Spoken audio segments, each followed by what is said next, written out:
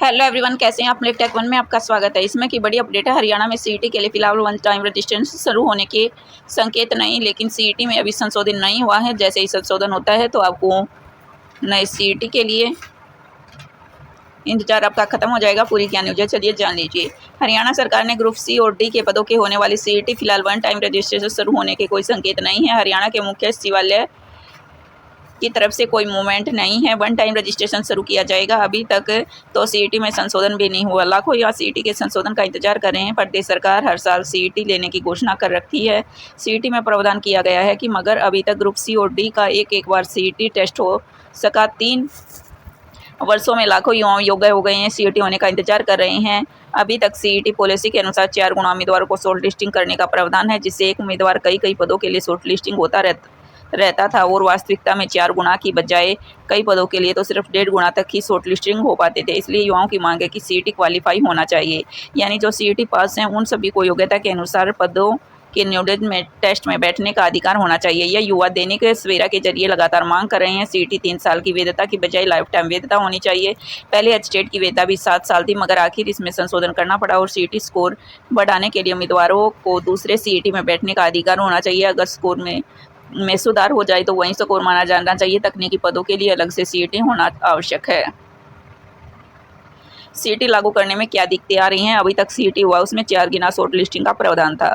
अगर दूसरा सीईटी होगा तो पहले वाले सीईटी की ओर से दूसरे वाले सीईटी स्कोर के अनुसार शॉर्ट लिस्ट करने में दिक्कत आएंगी, जिसका कारण यह भी है कि बीसीए बी क्रीमी लेयर की सीमा बढ़ाई गई है। जो उम्मीदवार पहले से बीसी श्रेणी में थे, अब उसमें नई सीमा वाले उम्मीदवार भी शामिल होंगे। जो पहले अयोग्य थे वे अब योग्य हो सकते हैं। किसी का स्कोर बढ़ेगा। अब इस स्कोर को पुराने स्कोर में अपडेट करने में दिक्कत आएंगी। वहीं अनुसूचित जाति को भी प्रदेश सरकार के 2 वर्गों में बांट दिया गया है। पहले वाली सीईटी में केवल अनुसूचित जाति का प्रमाण पत्र, मगर अब उन्हें 2 वर्गों में कैसे बांटेंगे। वन टाइम रजिस्ट्रेशन में यह प्रावधान नहीं था, क्योंकि रजिस्ट्रेशन के क्रम सिर्फ कैटेगरी पूछी जाती थी, जाति नहीं।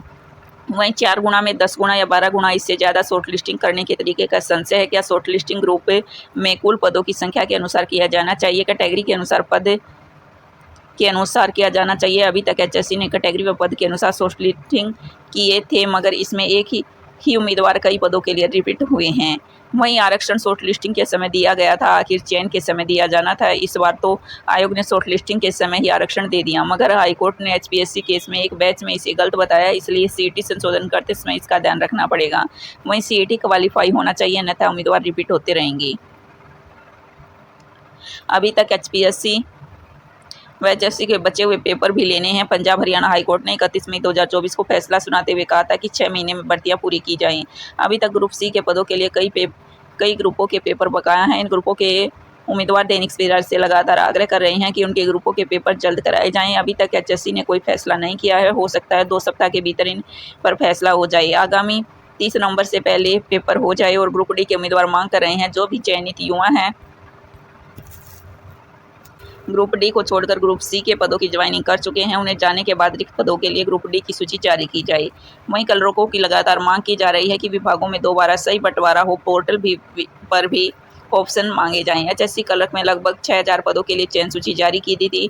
इन चयनित उम्मीदवारों ने दैनिक सवेरा के साथ सोशल मीडिया पर भी लगातार मांग रखी है। उनके विभागों का बंटवारा गलत हुआ।